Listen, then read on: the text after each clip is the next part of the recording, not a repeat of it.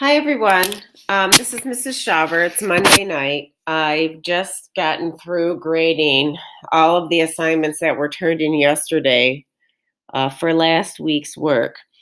And although that I sent you a video yesterday and some code in regard to toString, a lot of you messed that up. And so I wanted to follow up again and maybe show you a few things so that you would understand why and how the toString method works. So we have this book class, and yesterday I coded this toString method. So I'm going to actually go ahead and comment it out. And I want to show you what happens. So what Java does actually is when you are printing an object by its reference name, if you have not coded a toString method, what Java will do is print what I refer to as Java garbage. That is the default when you print, like we're doing here, first or second. So I'm going to actually comment out that loop that I did yesterday. So what Java is going to do when I run this program is it's going to go to the book class. It's going to look for a method with this exact method header. And since we've commented out, it's not going to find it. So it's going to print junk. So let's watch and see what happens here. So I'm printing first and second. And that is what I call Java garbage.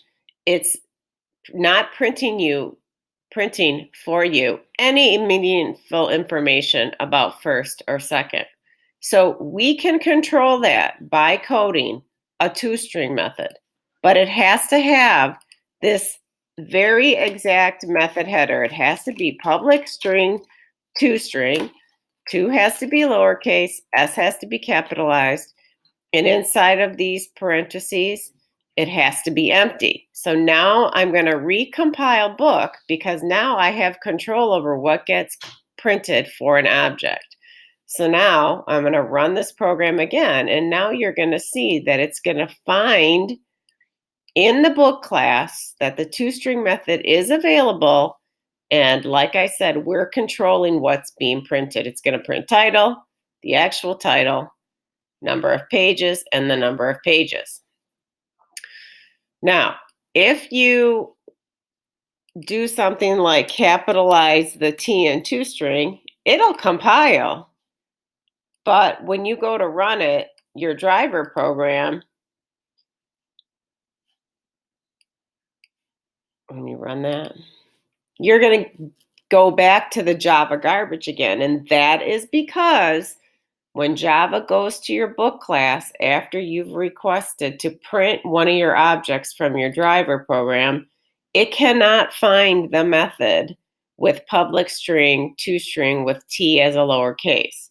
As soon as I put that back and compile and rerun my driver program, then I get what I want.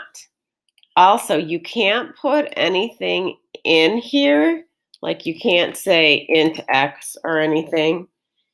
If you try to do that, it's not going to work. You're going to still be getting Java garbage. So I'm going to take that out. Now, there's always one question that my face-to-face students have. Well, why can't I just say first.toString? Well, you can. You can do that. But you're defeating the purpose of coding a toString in the book class. The whole point of coding this method is so that when you print the reference to an object, it'll go to the class for that object and look for the method that says public string toString. At the end of the day, this gives us the ability to control what gets printed for our object.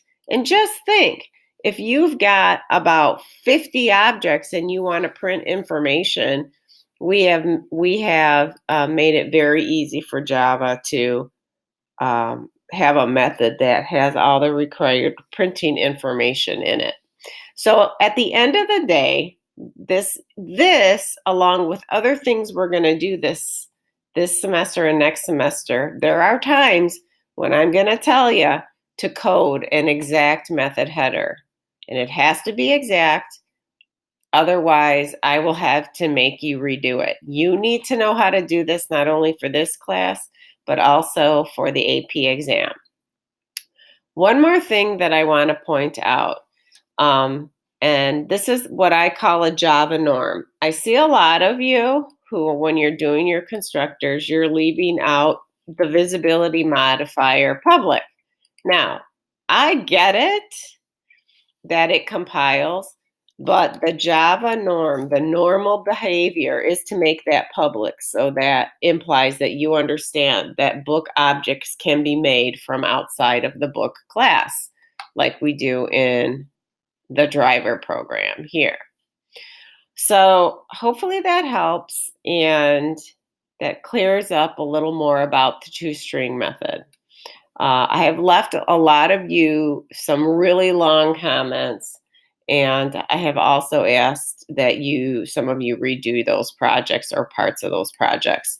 So let me know if you have any questions. Thanks.